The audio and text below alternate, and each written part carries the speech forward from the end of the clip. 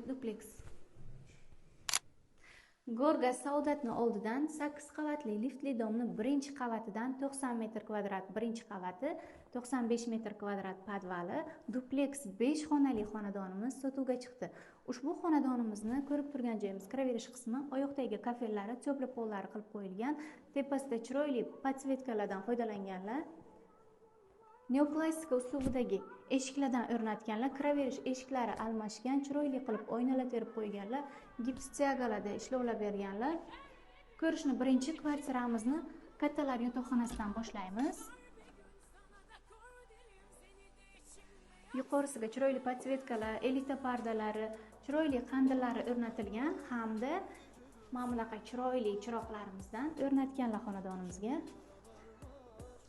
Kvartiramizda 3 ta sanuzol xonasi bor. Yuqorisigacha kafellar terib qo'yilgan, oyoqdagi to'pli pol, unitaz, vanna, rakvina, smestitel barchasi mavjud.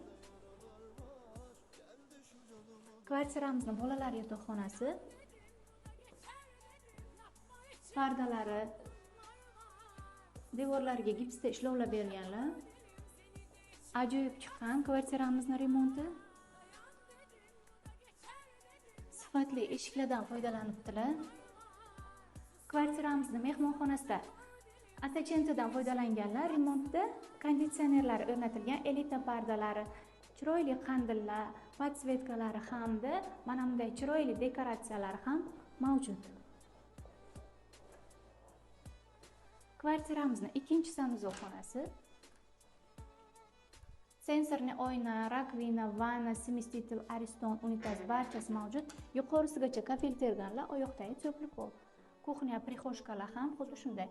Bu yer esa kvartiramizning oshxonasi bo'lib, yuqorisigacha kuxonli mebelda potalka qilganlar, tepasiga chiroyli qandillar ilingan, gaz plita, vitishka barchasi mavjud.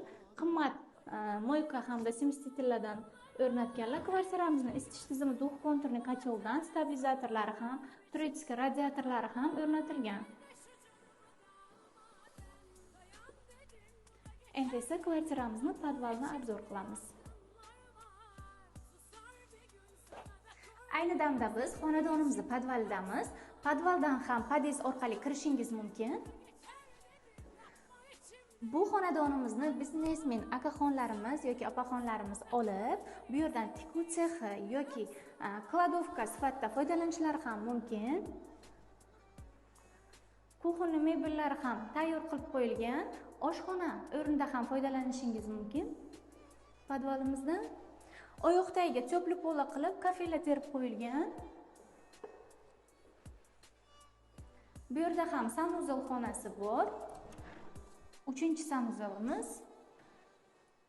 Rakvina, vanna, smestitel, oyna, unitaz barchasi tayyor holatda turibdi. Yuqorisigacha kafellar terilgan.